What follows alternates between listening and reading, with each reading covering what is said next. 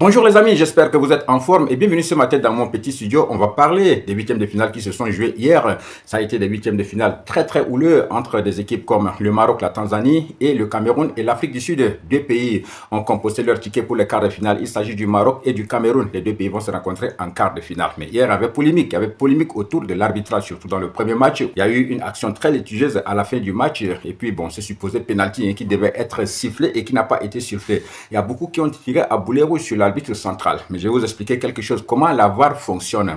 Alors, beaucoup ont tiré sur l'arbitre central, mais ce n'est pas la faute de l'arbitre central, c'est la faute des arbitres qui étaient dans la cabine de VAR. C'est eux qui doivent rappeler l'arbitre central à l'ordre pour dire que, écoute, viens voir l'action pour essayer de voir est-ce qu'il y a pénalty ou pas. Dans un match de football, si l'arbitre siffle directement un pénalty, dans l'action du jeu, l'arbitre siffle un penalty et que la VAR rappelle l'arbitre pour qu'il vienne regarder les images, c'est qu'à 90%, ceux qui sont dans la cabine de VAR ne sont pas d'accord. Donc, à 90%, ce penalty-là va être annulé. Mais quand on joue et qu'il y a action litigieuse et que l'arbitre ne siffle pas, mais que la VAR rappelle l'arbitre, ça veut dire qu'à 90%, il y aura penalty. Parce que ceux qui sont dans la cabine de la VAR sont convaincu qu'il y a pénalty et que l'arbitre n'a pas sifflé. Donc, l'arbitre central ne fait que suivre les instructions de la VAR. Et là-bas, c'est un collège d'arbitres qui est dans la cabine. Voilà, donc il n'y a pas un seul arbitre.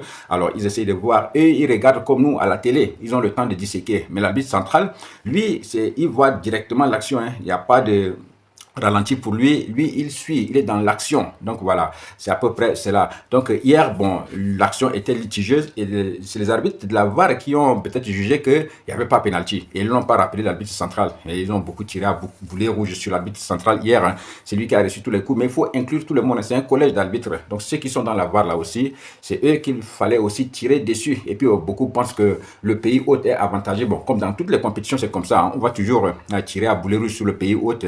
Que soi-disant le pays est avantagé par l'organisation. Oui, ça arrive. Mais maintenant, nous sommes au Maroc, c'est le Maroc qui organise, donc voilà.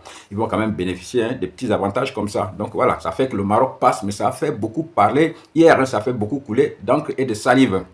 Dans le deuxième match, les Camerounais se sont qualifiés, ils étaient valeureux, ils ont joué, ils ont obtenu leur ticket. Maintenant, le problème, c'est ce match de quart de finale entre le Maroc et le Cameroun. Là, franchement, il y aura problème parce que moi, je ne vois pas comment ça va se passer, mais les Camerounais, ils ne vont pas se laisser faire aussi. Soit au niveau de l'arbitrage, que ce soit au niveau, par exemple, du jeu, ça va être très élevé. Mais bon, c'est ça la Coupe d'Afrique. Il y a un seul trophée pour toutes ces équipes. Donc voilà, il y aura une équipe qui va se qualifier, une autre qui va être éliminée. Mais franchement, on reste sur beaucoup de polémiques. Et moi, je dis que tant qu'on ne va pas mettre des logiciels pour déterminer automatiquement les fautes au niveau de la VAR, il y aura toujours des problèmes.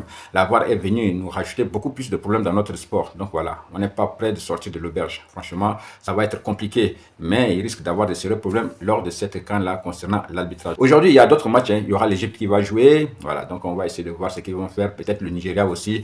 Donc voilà, on attend encore d'autres qualifiés pour les quarts de finale. Excellente journée à vous. Big up!